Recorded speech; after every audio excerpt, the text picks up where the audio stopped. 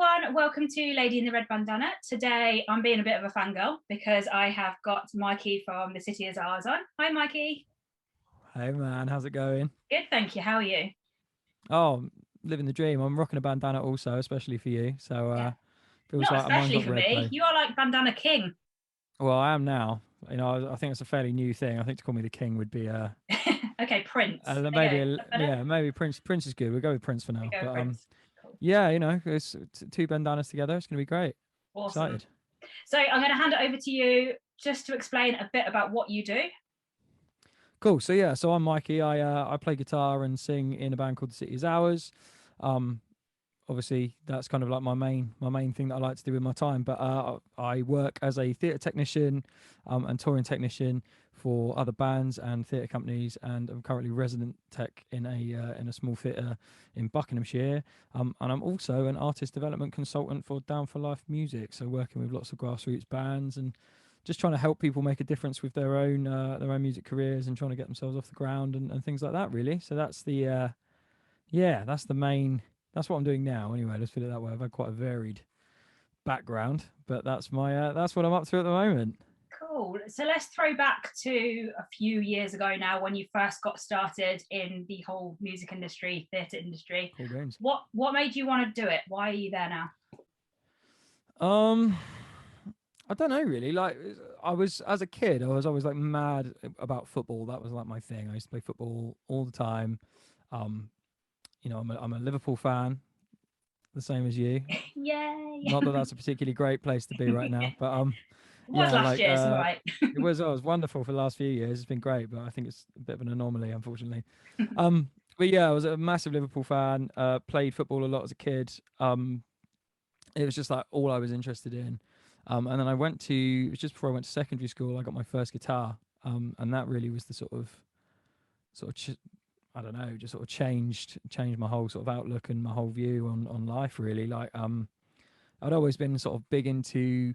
My parents are very much into like 50s rock and roll music and stuff like that. And then my dad sort of subsequently from that introduced me to AC/DC, Guns N' Roses, Dire Straits, Bon Jovi, Aerosmith, like all those kinds of bands. Your classic download headline bands, like that. All of those guys were like my. That's what I used to listen to growing up. So there's always been part of that.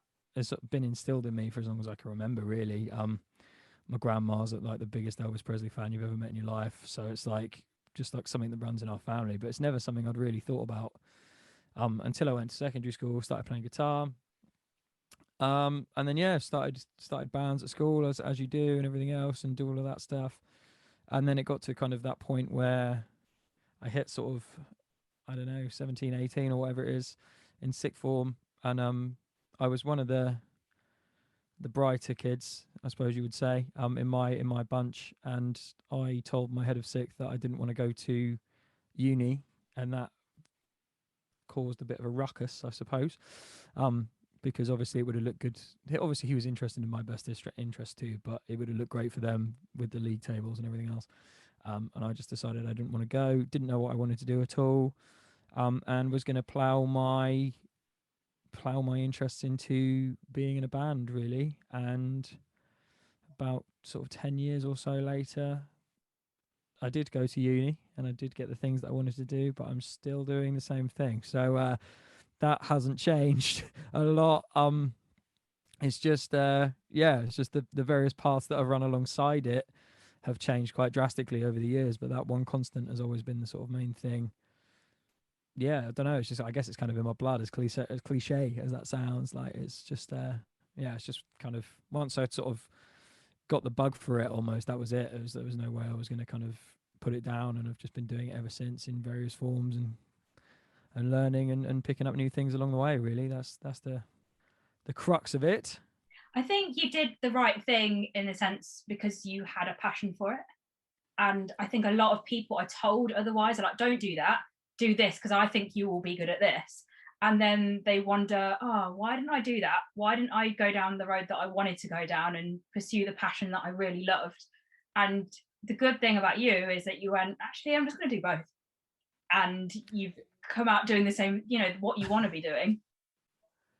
Yeah, like it's that whole sort of like cliche thing of being in a band where there's like the good bits are like really really good, and then obviously the graft is the stuff that people don't see. And I think that's quite often why you'll see people, people will do well, some people do really well in a band, and then the band will just fall apart, and you'll be a bit like, from the outside, it's like, whoa, god, they were doing so well, they were playing festivals, they were touring, they were doing all this other stuff, and then the band's just sort of collapse. And usually it's down to people settling down, houses, families, kids, jobs, all that kind of stuff. And it's being able to balance both is it's the kind of the holy grail, I guess, almost, of sort of, if you can get it right, which is it's a very difficult thing to do.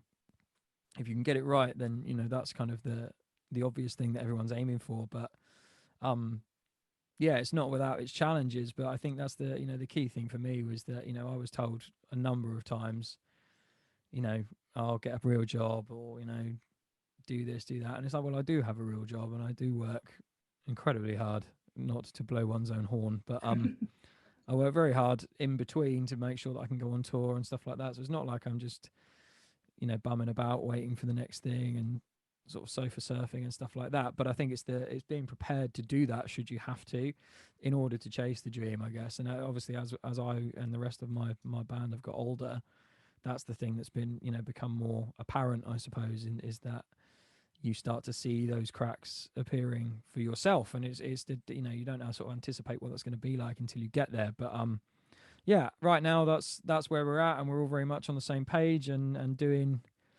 what we're doing. And ultimately it's because it's what we enjoy. So it's like, it's either sacrificing that. I'm not saying that we wouldn't find something else that we enjoyed if we did, but right now this is what we enjoy, this is what we want to do. And while we're able to keep doing it, we're going to keep doing it. So yeah, so you touched lightly on the highs and the lows of any type of industry. It doesn't have to be music industry, it can be any type of industry. You have to work bloody hard in anything to get what the result that you want to achieve, especially if you are passionate about it. The result that you want is going to be of a higher standard than if you were just like, oh yeah, that will do. So Absolutely. Talk to me a little bit about the lows, or the learning curves, as we all like to call them, that you've been through to get to the position where you're at now. I guess like the big thing, so like I said, I've been in band since I was about 13, I think. So you're talking the best part of like 15 years, I guess.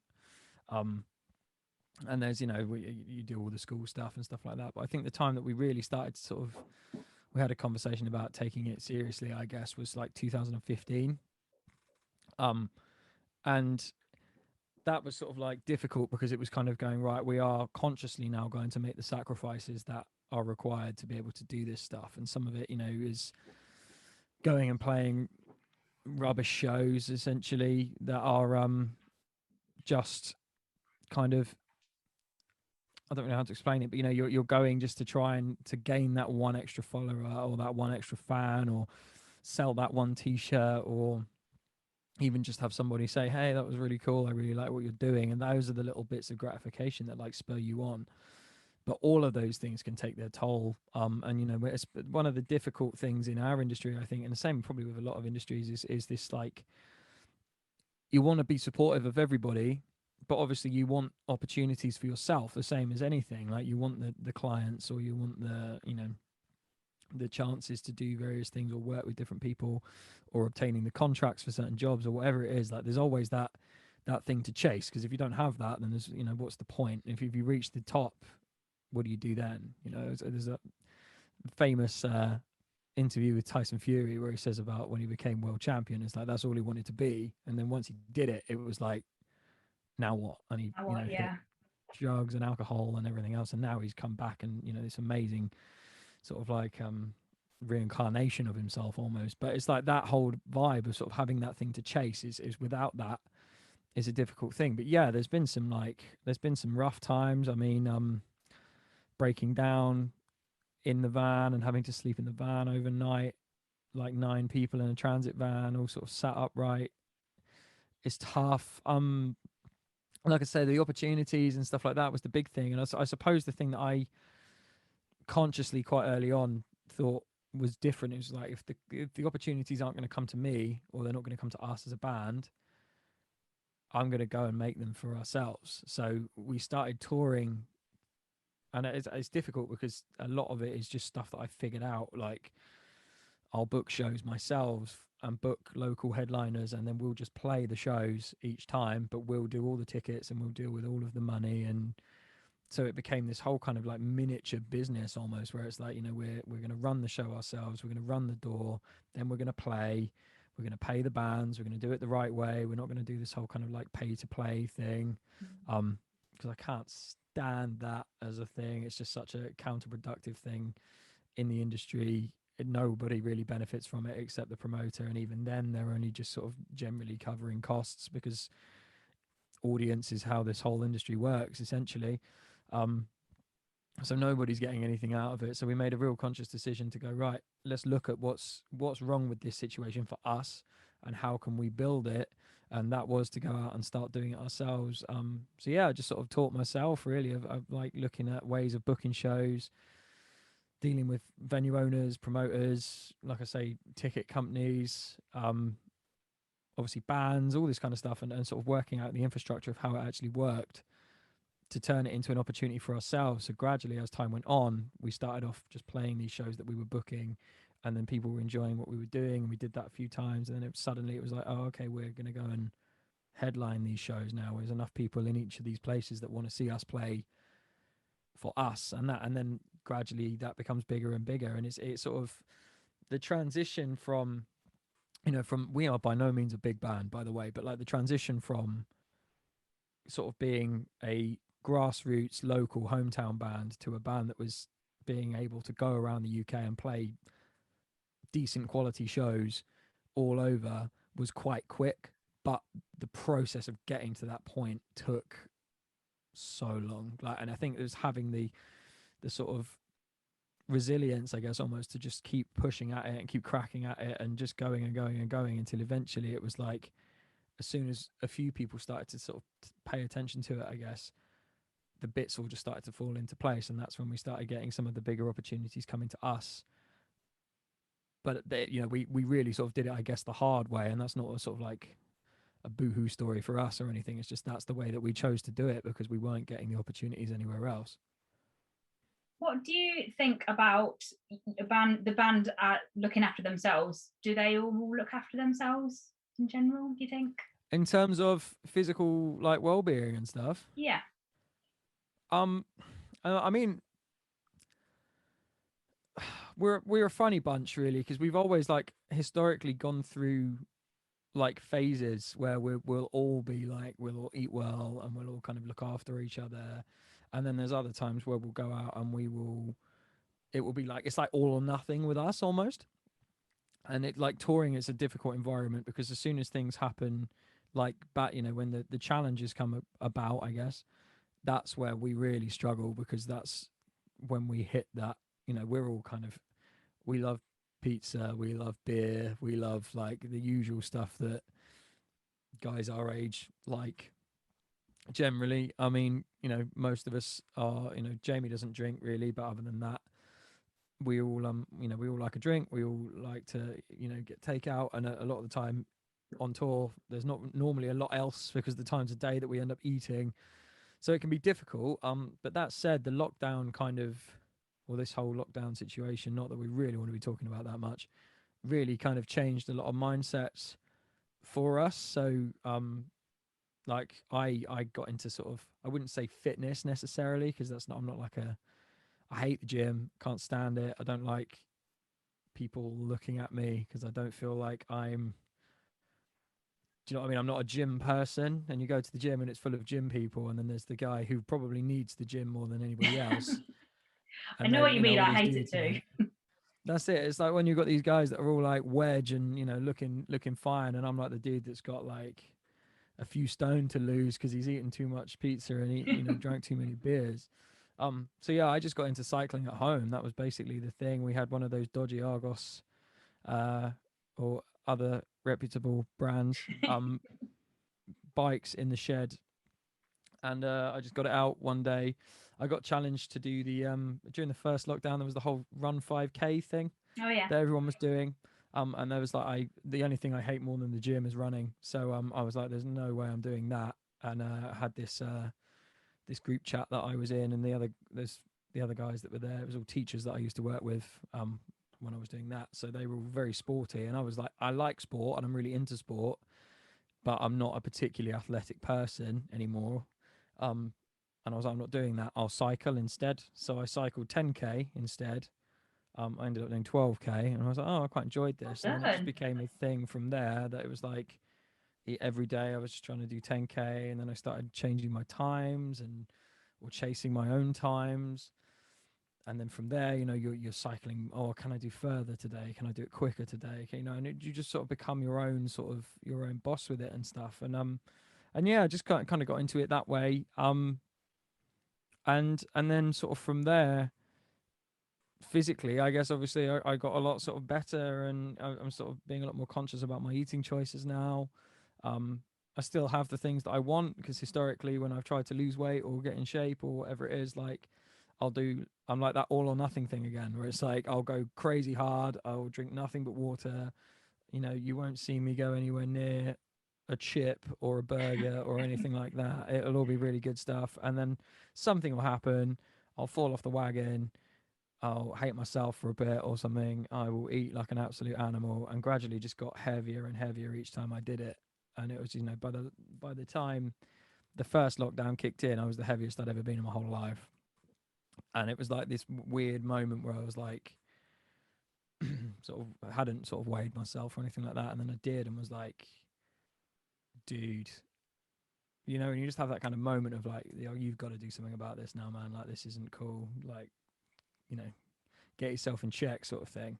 So yeah, that's kind of how it kicked off. And I mean, over the lockdown, all of us in various ways have done different things to kind of combat that sort of thing. We spent a lot of time together, which I think is good. I mean, obviously not physically, but on the on Zoom sessions and Discord and stuff like that, we spent a lot of time sort of trying to sort of have each other's back a little bit, and sort of looked out for each other, and sort of done it that way, and just tried to make sure that we're all looking after each other in our own way. Lockdown in general has been such a difficult thing for everybody that it's hard to sort of have the desire almost to look after yourself sometimes. But like, I weird things, like I really got into baths.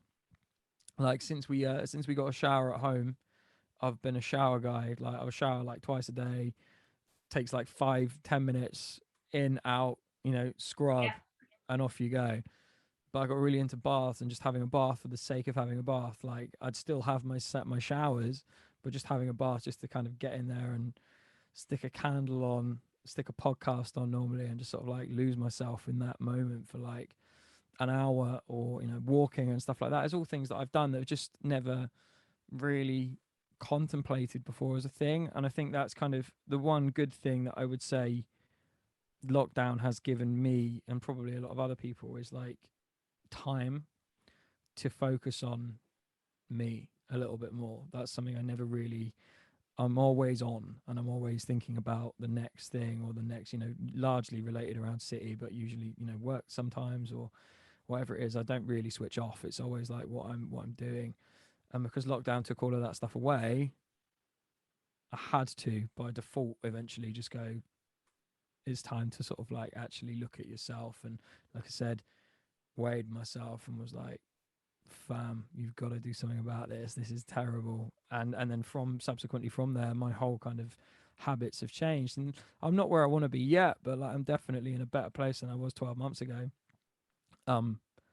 And yeah, like it's especially physically, like that's the all I can really ask for at the moment, I think, to be honest. And it's now that with restrictions beginning to lift and stuff, I'm hoping that the mental side of this stuff has been so difficult for everybody, and a lot of that is just down to not being able to physical contact with people, or seeing people that you haven't seen for ages and stuff like that. So fingers crossed we'll start to get a little bit of that back too. And once we're there, in that zone, hopefully we'll be away and on the road to coming out of this as better people. That's the way I'm looking at it anyway. Yeah, I think we all have to look at it that way, because as much as lockdown has been awful with businesses shutting and not being able to see live music, and you know, the industry you're in, working in the theatre, and obviously being in a band, you've not been able to work, which has been awful. But at the same time, it's made you look at yourself in a completely different way.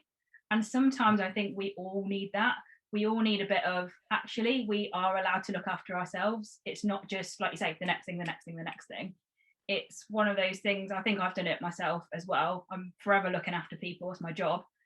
And I've actually gone, oh, actually, better start doing that myself.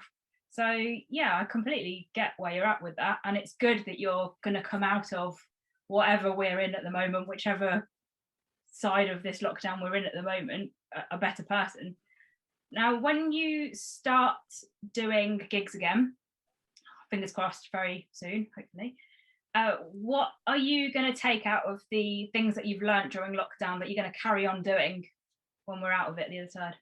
I think the fitness side of stuff is definitely more like part of who I am now. For like the first time in my life since I was a kid, like I said, when I played football, that was like all I did. And I kind of miss that kind of, you know, training twice a week and playing games on the weekends and stuff like that. It's not something I do, and I just completely neglected that side of my life. And having the ability to just like I said, cycling at home for me was the thing. And you know, some people have kind of given me a bit of stick about it, going, "Oh, you need to get out on the road and ride a real bike or go for a run," or you know, all that kind of stuff. But I'm like, for me, if this works, and you know, quite often I will be cycling. I usually cycle in the evenings. I'll watch TV. I quite often watch the football while I'm doing it, so I know that I've got, you know, if I start at the beginning of a game, and usually I'll cycle for, in some cases, the entirety of the game. Whereas like to sit and cycle for an hour and a half would be like, the thought of that as a thing is like, oh, it's just so boring, because like that's the primary thing that I get sort of bored with. Is it's like, it's not necessarily even that I can't do it, it's in my own head. Going for a run, it's like I hate the thought of just running. It's just, to me, it's just so boring. Like you know, I'm not particularly good at it anyway. I think I'm probably a little bit better at it than I give myself credit for. Maybe like I have done a couple of runs, and sort of someone asked me my time, and I was like, oh, this is kind of what I did in that time, and they were like, that's actually not bad. So maybe if I was persistent with it, but the problem is I just hate it so much that I just can't do it. The cycling thing is the first thing where I've been like, I can actually, like, I enjoy this, I can do it, and it is working. Like it's a slow thing in terms of like, yeah, you know, resistance training and lifting and all that kind of stuff is definitely going to be better for me, and it is something that I am going to look at trying to start doing. But again, trying to find a way to do it where I'm not going to hate the environment so much that, like the gym, for example, it's, you know, it's nothing against the gym, it's nothing against people that go to gyms. I just feel like I'm being watched the whole time, and I'm probably not. It's probably completely in my own head, but I just don't like that whole thing of, I don't feel like I belong here because all these people know what they're doing and I haven't got a clue. And I guess for me that's weird, because usually in a situation, I'm not necessarily like top of the food chain, but like I normally am in, I put myself in situations where I kind of have an understanding of what I'm doing, or I have enough of an understanding to then be able to learn new skills and stuff from there. Whereas at the gym, it's like, I haven't got a Scooby Doo, you know, like I'm just there going, you know, usually with someone going, I'll do this, do that, which is great. But if I get it wrong, you know, I injured one of my hands once by just lifting wrong. And like, that was obviously like it's a bit like going to the dentist and having a bad experience and then not wanting to go back, I guess. It's like that kind of vibe. But yeah, I think like trying to be more active is definitely something that moving forward is something I'm going to be more involved with. And equally with like the diet thing, like I said, when we're together, you know, my boys are the guys I spend most of my, or you know, a good portion of my free time with. We're on top of each other all the time. We're like, you know, best pals. So if we're not playing together, we're usually hanging out or talking to each other or whatever it is. So I think the good thing about it is that we're all kind of now doing similar things. Like Jay recently was the last person really to get on the sort of on the bus. I mean, Louis has his own completely, like he's just on another planet altogether most of the time. So Yeah.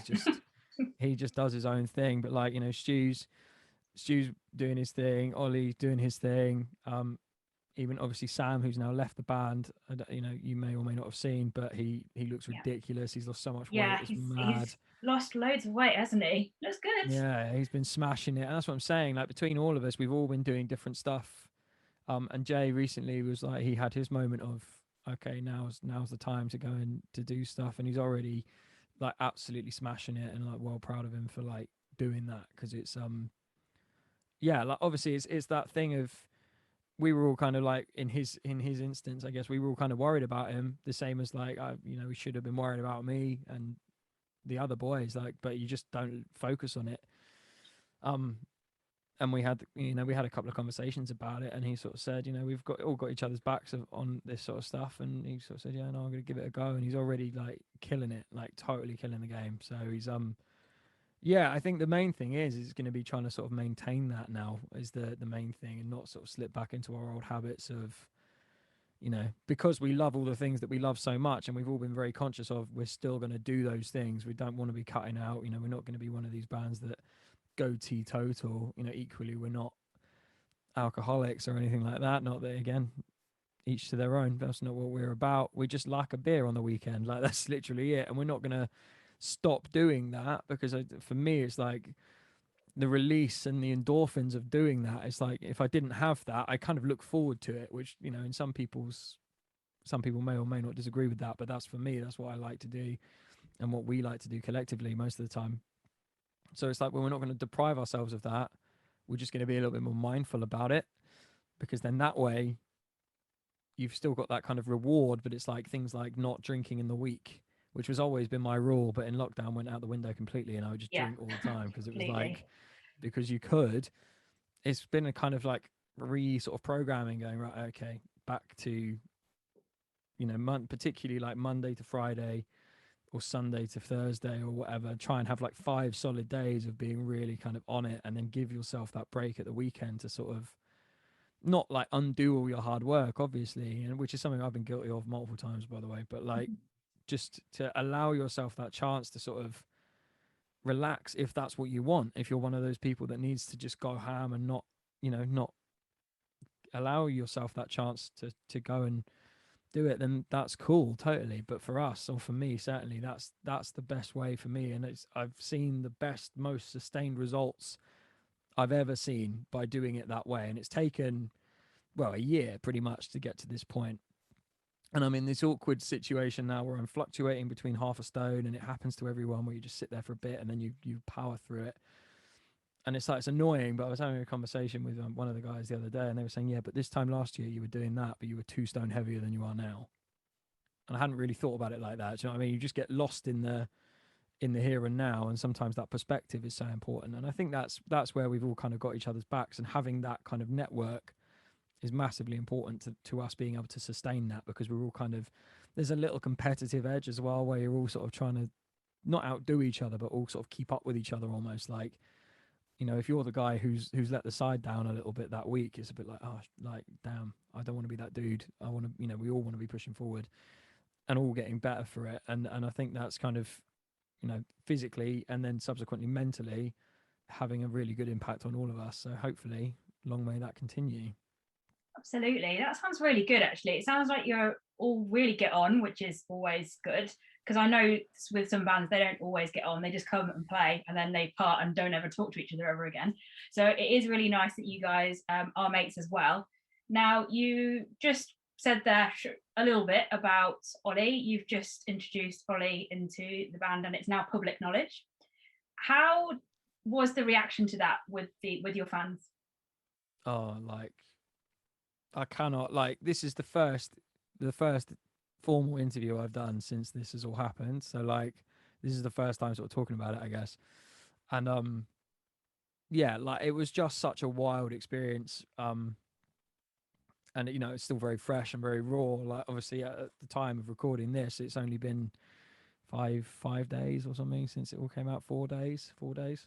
So I'm still buzzing. So yeah, like, it's been such a crazy experience, because obviously Sam was such a major part of what we were doing and a major part of our sound, and you know, we kind of built our whole ethos and aesthetic around him, essentially. Like, that was the, you know, he's the front guy, he's the face, he's the guy who's sort of putting it on the line. And we're there not to back him up, but it's we're there to reinforce that, I suppose. And obviously he then decided for his own personal reasons that he was going to sort of step away from it. And it it really did open up a large group of questions about what we were going to do. It was just before we were scheduled to be recording the single, so like we were going into the studio, the song was written, we didn't really know what we were going to do, how we were going to do it. We had a very brief discussion about going as a 4-piece and doing changing the whole vibe, and that conversation didn't last very long, because it's not really what any of us wanted, myself included. It's not really about what our band is about and what we've built the last sort of 4 or 5 years of stuff on. And we were just trying to figure out what we were doing. And Ollie's been a friend of ours for a long time, and sort of made a joke with him about we knew he had a voice and stuff, but we didn't really know to what extent. And I sort of made a joke with him and said, "Oh, fancy a job," sort of thing. And that was kind of it. Didn't really think much more of it. And then he sort of got in touch with me later that day and was like, "Were you being serious about that?" And I was kind of like, "Are you being serious about this?" Do you know what I mean? It's like, it's so weird. So we went into the studio, we tracked, we got him in, he was great, and it all just kind of sort of very like organically happened. But then there was this huge sort of hole in it all because of the whole, again, the lockdown situation. What are we going to do? And that's why we had to sort of sit on it for so long, and we've been stringing it thanks for that. yeah, I mean, yeah, I'm sorry, like, I'm sorry to everyone that we caused any kind of stress. We played the game a little bit, and we're sorry because we know that that's not necessarily the it was a little bit of a mean thing to do in some ways, but it seems to have paid off because yeah, we've had we signed a deal with Verizon Empire, which is the first record deal we've ever signed, which is really cool.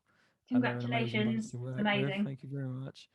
So yeah, we're very excited to be working with them. And then obviously Ollie, there's so much change going on, and we knew about all this obviously behind the scenes, and we weren't allowed to tell anyone about it. So it was just this really odd situation of having this amazing stuff to talk about, and feeling like it's, we feel like it's one of the best things we've ever worked on.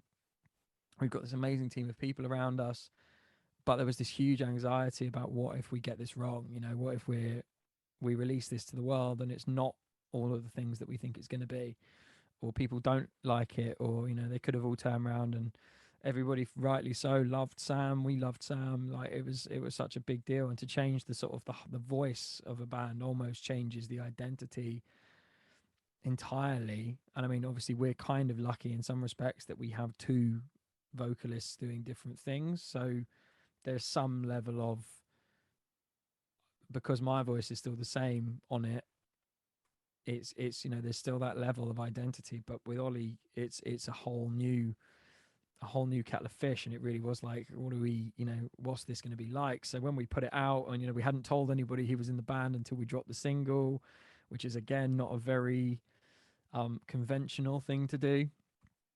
And it was literally, we put it out on Thursday evening and then just kind of sat and watched it unfold, and it was just, yeah, I mean, it's been completely overwhelming. I mean, we're buzzing. It's the first time in a long time we've all been sort of like really sort of pumped up, really gassed for just being able to be us and be able to do what we do best, and not have to worry about, yeah, we can't play shows or anything at the moment, which sucks. And obviously we're desperate to get back out on the road, but we're finally able to do what we do best again, and we hadn't had that for a year.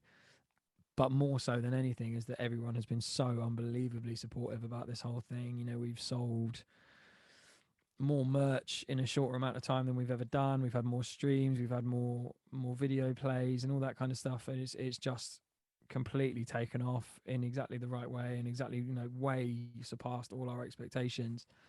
And it's just been a really amazing experience, and we're just really grateful to have such an amazing and loyal fan base, really, that have stuck by us. Because it could have been a case of everyone turned around and went, "We love Sam, we don't like you, see you later."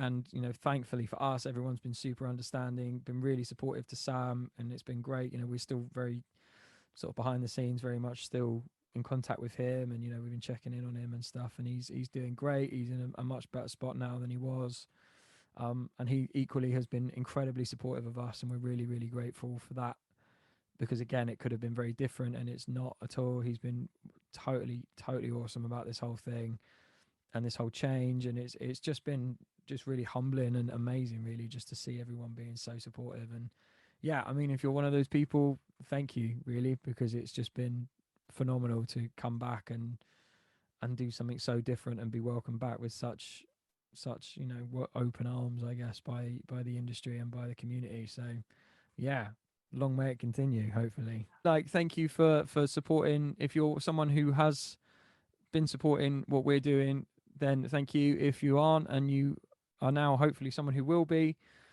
thank you also, and welcome to the world of this whole new era of what we're doing. Absolutely. Well, I love it. I know that. I know Rob loves it. So thank you so much. You knew that was going to happen anyway. We would have loved it no matter what. So that doesn't really say much, because we were going to love it no matter what. Awesome. Thank you so much. You're most welcome, my dear. It's just like, listen to yourselves, listen to that little voice in your head that's telling you, and it might take a little while, and it takes sometimes, you won't want to listen to it for a little while, but you need to, because he's the guy who's got your back more than anybody else. Is he or she that's up in there that's telling you, come on, mate, it's time to sort yourself out, or don't take that call, or go and have a 15-minute walk around the park, or whatever it is, to go and just to get some space. I never really appreciated how much difference that would make to my day-to-day life until I started doing it. So definitely worth yeah, you have to find it for yourself, I think, is important, but listen to it, because it will you'll be better off in the long run, for sure.